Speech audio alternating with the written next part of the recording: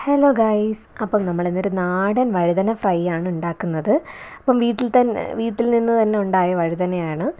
അപ്പം ഞാനിവിടെ ഒരെണ്ണമേ എടുത്തിട്ടുള്ളൂ. ഒന്നിൽ തന്നെ നമുക്ക് കുറച്ച് അധികം ഫ്രൈ ഉണ്ടാക്കാൻ പറ്റും. അപ്പം അത് നന്നായിട്ട് കഴുകിയെടുത്ത് വൃത്തിയാക്കിയ ശേഷം 4ആയിട്ട് കട്ട് ചെയ്തെടുക്കുന്നത് ഞാനിവിടെ. കാര്യം ചെറിയ പീസുകളാക്കിയിട്ടാണ് ഫ്രൈ ചെയ്യാൻ ഉദ്ദേശിക്കുന്നത്. അതുകൊണ്ടാണ് ഞാനിവിടെ 4ആയിട്ട് എടുത്തിരിക്കുന്നത്. നിങ്ങൾക്കിത് വേണമെങ്കിൽ വലിയ റൗണ്ട് ഷേപ്പിൽ കട്ട് ചെയ്തെടുത്തിട്ട് ഫ്രൈ ചെയ്തെടുക്കാം.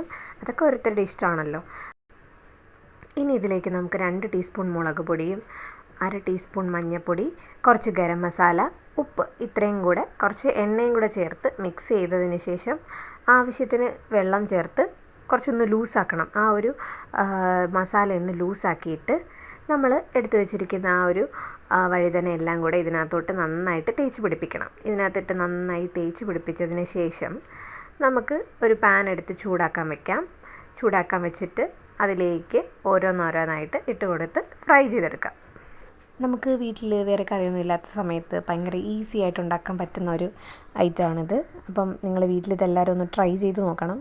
പൊതുവേ എല്ലാവർക്കും വഴുതന അത്ര ഇഷ്ടമില്ലായിരിക്കും, പക്ഷേ ഇങ്ങനെ ഫ്രൈ ചെയ്തെടുക്കുമ്പോൾ അടിപൊളി ടേസ്റ്റാണ്, എല്ലാവർക്കും ഇഷ്ടപ്പെടുകയും ചെയ്യും. അപ്പോൾ ഇതിനകത്ത് കുറച്ച് കറിവേപ്പിലയും കൂടെ ആഡ് ചെയ്ത് നന്നായിട്ട് വറുത്തെടുക്കണം.